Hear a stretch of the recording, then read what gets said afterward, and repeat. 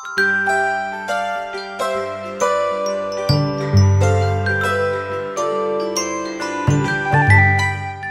y'all, welcome back to Restless Chipotle Kitchen.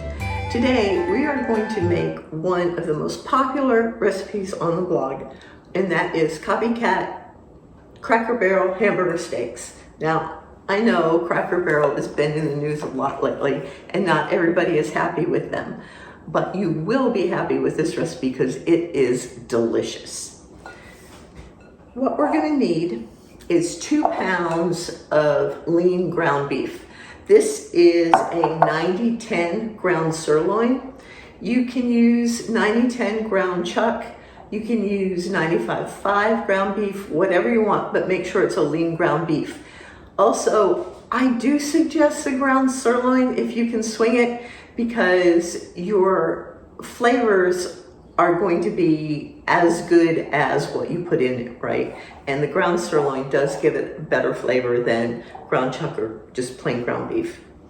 So 2 pounds of that, 1/3 cup of breadcrumbs. These are breadcrumbs from the sourdough bread that I made. You're going to need garlic powder, onion powder, an egg. I can say this all of the time except for when I'm doing a video. Worcestershire sauce, milk. That's what you're going to need for the beef patties. And then for the gravy, you're going to need beef stock, not, I can't think what the other is called.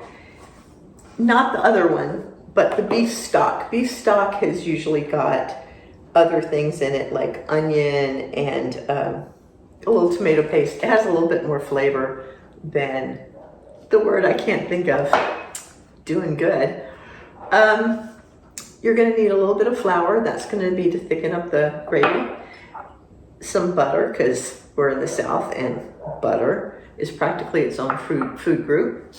And then onions, because how is it going to be hamburger steaks and onion gravy if we don't have onions, right? I am not using salt.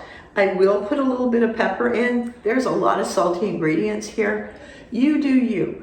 I don't like a lot of salt. I'm not good with a lot of salt. So I tend to either leave it out or check it right before I serve and salt then. But if you like more salt, then be sure to put it in there, okay? Okay, this will give you a closer look. The meat goes together just like a meatloaf. We're gonna put the breadcrumbs in. We're gonna put in a 1/4 cup of the Worcestershire sauce. See, I said it right that time. We're gonna put in 1/3 cup of milk. We want it to be nice and juicy. A teaspoon of onion powder, and this is 2 half teaspoons, so it makes 1 teaspoon. I never can find all of my measuring things.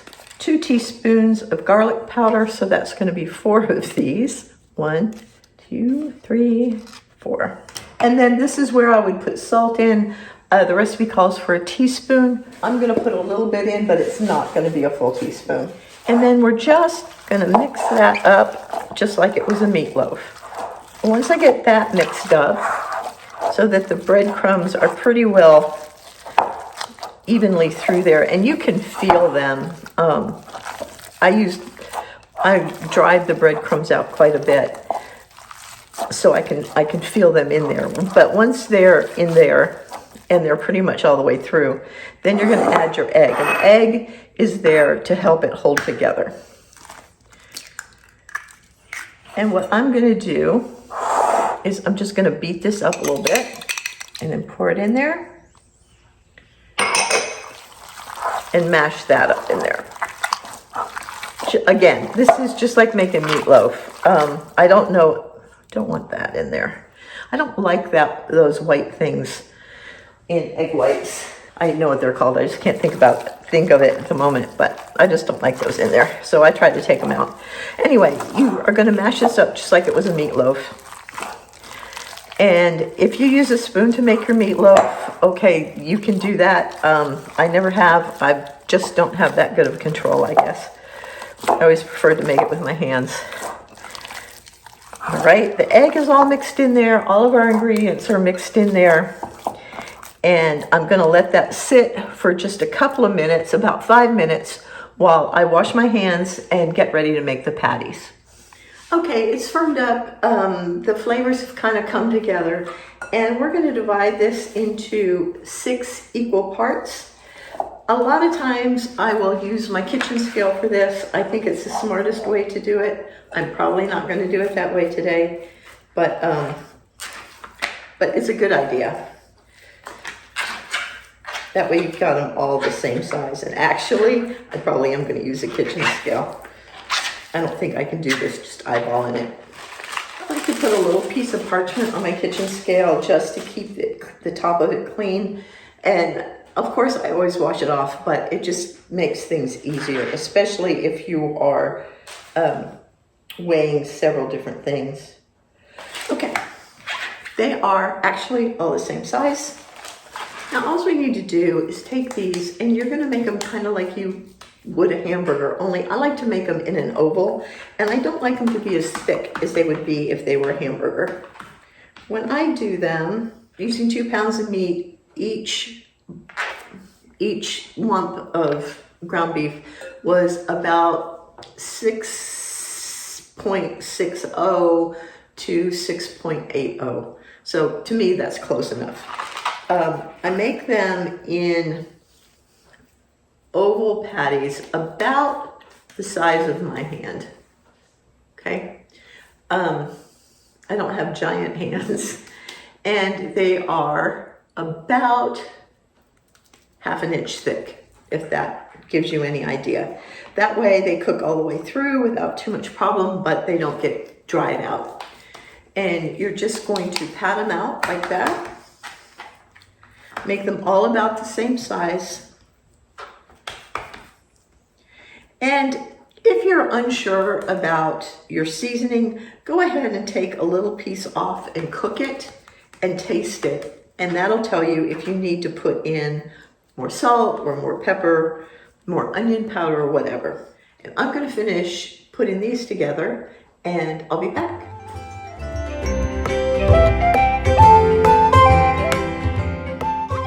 I'm gonna spray. Now, I like a cast iron skillet for this. I think it does a good job, but you're definitely gonna want a heavy skillet. And just spray it with some no-stick cooking spray and turn it on to a medium-high heat, whatever that is for you, and let the pan heat up a little bit. So what we're gonna do is we're going to cook these 3 minutes on each side.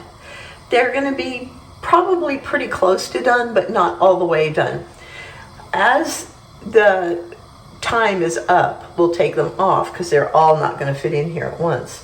As the time is up, we'll take them off, we'll set them aside, and then we'll make the gravy, then put them back in, they'll simmer in the gravy. It's absolutely delicious. You're going to love it. As you pick these patties up, they're going to like crack on the bottom. They're not sturdy, so you want to give them a lot of support when you're making them. And if they crack, just put them back together, they'll be fine. You want your pan to get hot and then put it in there.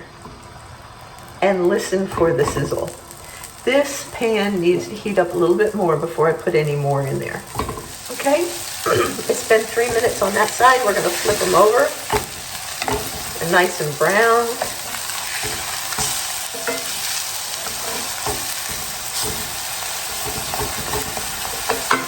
And we're going to give them 3 minutes on this side. And I'm going to go ahead and add some pepper. And I'll be back in 3 minutes. Okay, it's been 3 minutes on the other side. So I'm going to take them up and I'm going to put them right on this plate.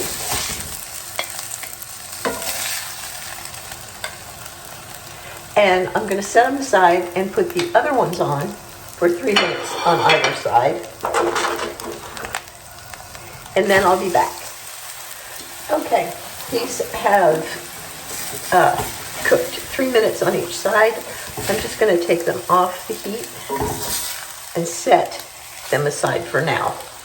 Now, I'm going to spray my pan a little bit, maybe add a little olive oil to it, I think. And I'm going to put my onions in the same pan because we want all of that good flavor from the beef. Let me turn this down a little bit and put just a touch of olive oil in there. We're just going to saute these onions. How long you saute them depends a lot on you. If you have time, taking them all the way down to caramelize is delicious. I don't have that kind of time tonight because I got a late start and this really is our dinner. So I'm just going to make sure that they're cooked all the way through. Okay, the onions are getting pretty tender and they're definitely grilled.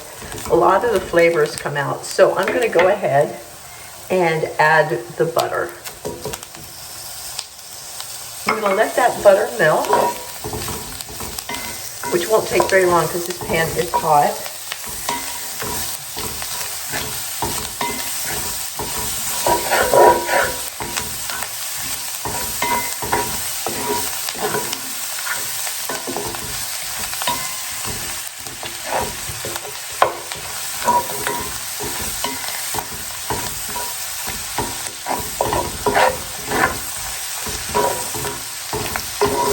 And once the butter is all good and melted,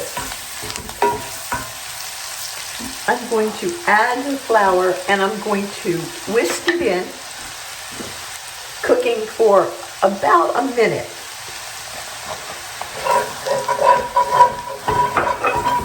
You always want to cook your flour for at least a minute or two after you add it to the pan so that it cooks the raw flavor out. And that's what we're doing here. I think I'm going to do better with my spatula. You want the heat to be high enough that everything is cooking, but you want it to be low enough that nothing gets scorched or burnt. And just keep moving the flour and onions around the pan, scraping the bottom because all of that meat residue and what's stuck to the bottom, that's all flavor right there, right? We're going to take the whisk again and we're going to whisk in the beef stock. And you know, the word I was looking for earlier was broth, right?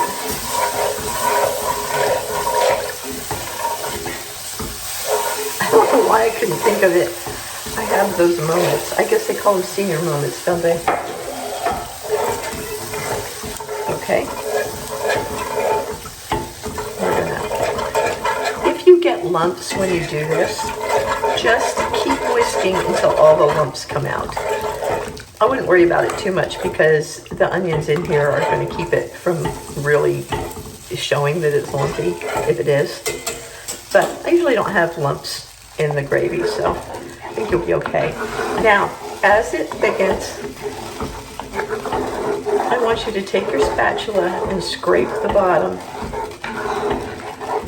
and bring that up to a simmer.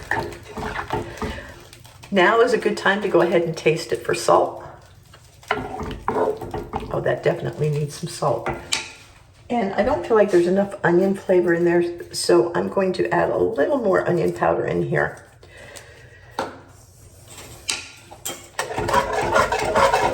And you can see the gravy is starting to thicken up already.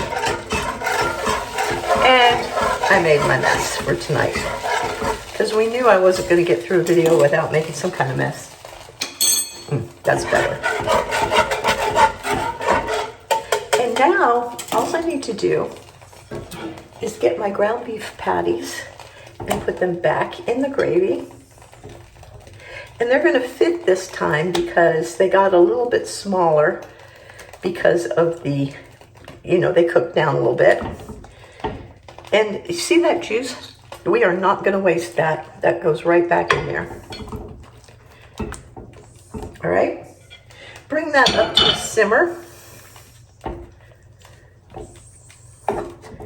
And I like to go ahead and turn them over so that they are covered in the gravy. They already smell so good. Okay, we're going to bring that back up to a simmer and then just cover it and let that simmer for about 20 minutes. or until you put an Insta-read thermometer in there and it shows 160 degrees. So I'll see you back here then. While that's simmering away, I am going to cook some potatoes for mashed potatoes. Now, the recipe for this is on the blog, and in the recipe I use red skin potatoes, but y'all know I don't like to spend time peeling potatoes if I don't have to. So I get the thin-skinned ones, and that way I don't have to peel them. I can just mash them. So I'm just gonna cut these up small. I'm gonna boil them and mash them, and that's gonna go with our hamburger steaks. All right, y'all, I have my mashed potatoes on my plate, and I'm gonna take the top off of this, and I'm gonna realize that I forgot my spatula, so hang on just a sec.